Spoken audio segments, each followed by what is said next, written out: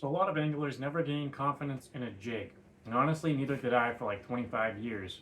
I would just leave them in the tackle box, or actually I would just leave them at the store, to be honest.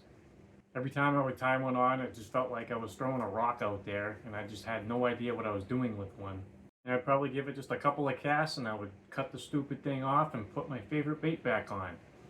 And I would catch nothing on that. But that's the power of confidence in the baits that you choose.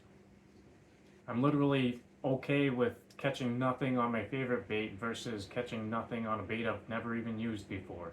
But there's one cast that changed everything for me. There was one trip about 5 years ago with my nephew.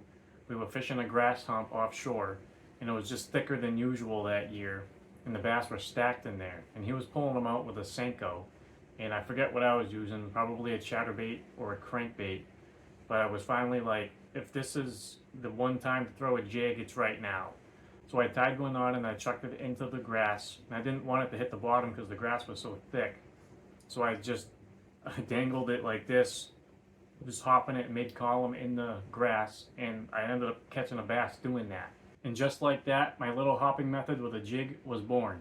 Now the key to that story is that I'm not telling you have to put a jig on and dedicate your whole fishing trip to throwing the jig and hoping to get a bite on one.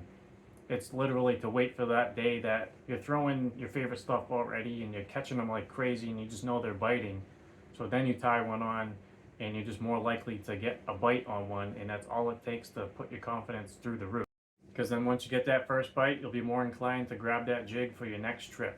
And retrieve is simple. I just hop the thing mid-column, imitating a fleeing or a lost bluegill.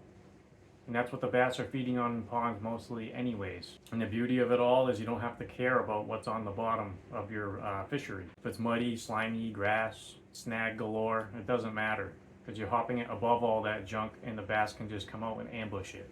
The jig that I'm throwing is a Beast Coast Tungsten Little Magnum in 3/8 ounce, and I only step up to a 1/2 ounce if I'm fishing deeper than about 10 feet of water. And I'm pairing that up with a Strike King Range Menace, a 3.5-inch one, and I'm cutting off the top, I don't know, 3 or 4 ribs just to make it more compact. And I'm throwing it on a Loomis 844C MBR with 40-pound braid tied to an 18-pound mono leader.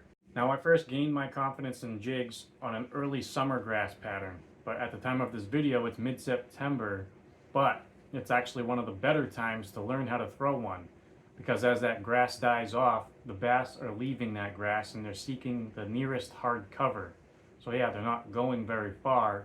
As long as you have something like a dock or a laydown or a rock pile, anything that's not dying grass, they're moving to. And sometimes a whole school of them will be up on one of those pieces of cover. And pitching a jig to that stuff is one of the funnest things that you can do. So if you've never really had confidence with jigs, try one out this fall while they're leaving the grass and seeking the hard cover. Just pitch it to every piece of hard cover that you have. And just remember, all you have to do is pitch that thing to the piece of cover, let it sink a little bit. It doesn't have to hit the bottom, and you just hopping it like this. Sometimes I'm doing it this fast, sometimes it's like this. I just vary it until it gets smashed, and then that's my retrieve. If this helps you out, if you liked the video, please hit the like button, subscribe to the channel, and I'll see you in the next one.